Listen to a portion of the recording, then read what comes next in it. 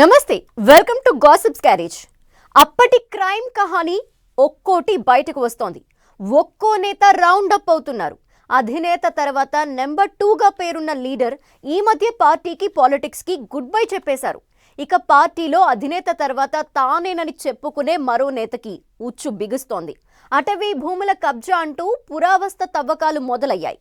Primary రిపోర్ట్ని base చేసుకుని అడవిలో అక్రమ సామ్రాజ్యం ఉందా లేదా అనేది తేల్చేందుకు కమిటీని ఏర్పాటు చేశారు. కబ్జా ఆరోపణలు ఎదుర్కొంటున్న ఆ వైసీపీ ముఖ్య నేత ఎవరు? ఆక్రమణల ఎపిసోడ్లో నెక్స్ట్.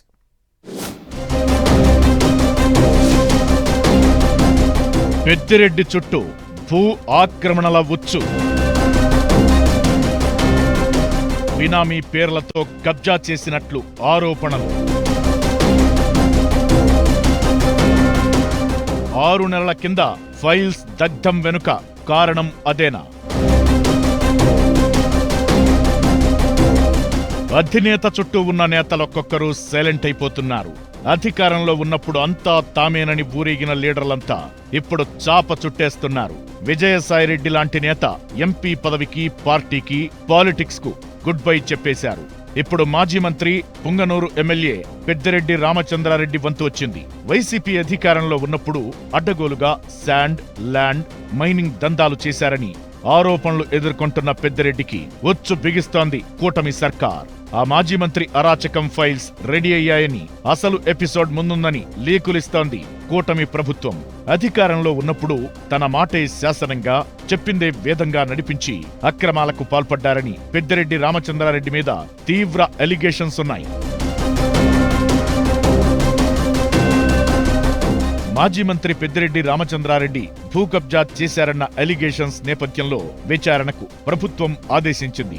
విచారణ కోసం ప్రత్యేక కమిటీ ఏర్పాటు చేసింది. చిత్తూరు జిల్లా కలెక్టర్ సుమిత్, జిల్లా ఎస్పీ మణికంఠ, ఐఎఫ్ఎస్ అధికారి యశోదబాయ్తో ప్రత్యేక కమిటీని నియమించింది. ఈ భూ కబ్జా అక్రమాలపై పూర్తి స్థాయిలో దర్యాప్తు జరిపి నివేదిక ఇవ్వాలని ఆదేశించింది. చిత్తూరు జిల్లా పులిచెర్ల మండలం మంగళంపేట రెవెన్యూ గ్రామ పరిధిలో కబ్జా అయినట్లు ఆరోపణలు ఉన్నాయి. ఈ భూ అక్రమాలపై అధికారులు నివేదికలు సిద్ధం కూడా చేశారట. 75 ఎకరాల అటవీ భూములు అక్రమంగా పెద్దిరెడ్డి కుటుంబం పరిధిలో చేర్చినట్లు సీఎం దగ్గరకు ఇప్పటికే ప్రైమరీ రిపోర్ట్ వెళ్లిందంటున్నారు. అంతేకాదు, పుంగనూరు, తంబళ్లపల్లి, రేణిగుంట మండలాల్లో రికార్డుల తారుమారు, బినామీ పేర్లతో 100 ఎకరాలను ఆక్రమించినట్లు ఆరోపణలు ఉన్నాయి.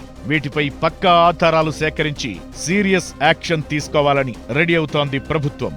రెవెన్యూ శాఖపై సమీక్ష చేసిన సీఎం చంద్రబాబు పెద్దిరెడ్డి ఆక్రమించారని ఆరోపిస్తున్న భూములపై ఆరా తీశారు.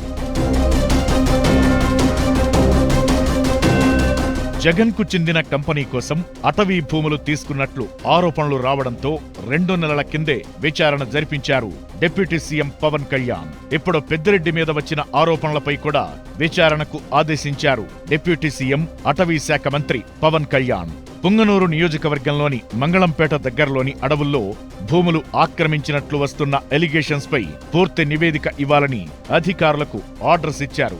అటవీ భూముల రికార్డులను తారుమారు చేశారా? ఒకవేళ రికార్డులు తారుమారు చేస్తే లబ్ధి పొందిందెవరో తేల్చాలని పవన్ ఆదేశించారు. మంగళంపేట రెవెన్యూ గ్రామ పరిధిలోని అటవీ ప్రాంతంలో పెద్దిరెడ్డి అక్రమ సామ్రాజ్యాన్ని నిర్మించుకున్నారని ఆరోపిస్తున్నారు టీడీపీ నేతలు. ఎకరాల కొద్దీ భూములను కబ్జా చేసి అందులో విలాసవంతమైన భవనంతో పాటు వ్యవసాయ క్షేత్రాన్ని ఏర్పాటు చేసుకున్నాడని అంటున్నారు.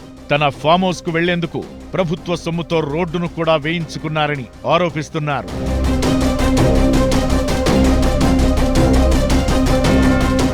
అయితే ఏపీలో వైసీపీ ఓడి కూటమి ప్రభుత్వం అధికారంలోకొచ్చిన నెల రోజుల్లోపే అన్నమయ్య జిల్లా మదనపల్లె సబ్ కలెక్టర్ ఆఫీస్లో అగ్ని ప్రమాదం జరిగింది. విలువైన రెవెన్యూ రికార్డులు, కంప్యూటర్లు కాలిపోయాయి.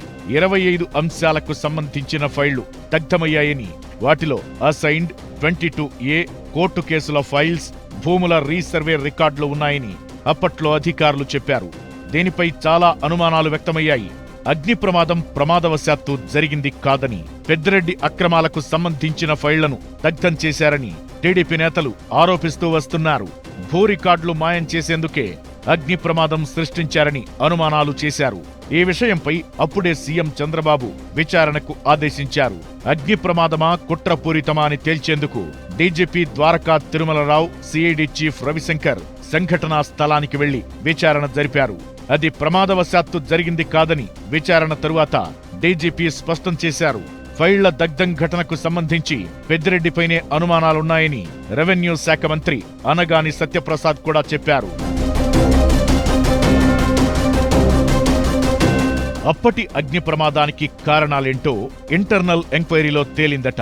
ఆఫీస్లోని అధికారులు, సిబ్బందిని విచారించిన తరువాత ఫైల్స్ దగ్ధం వెనుక ఏదో కుట్ర ఉందని నిర్ధారణకు వచ్చారట.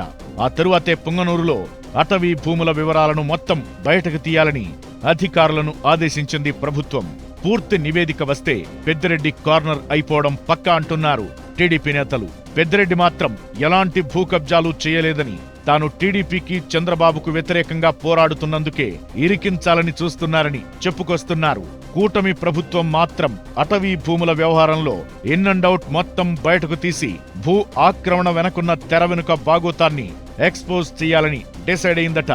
ఈ కబ్జాల కహాని ఎటువైపు దారి తీస్తుందో చూడాలి మరి.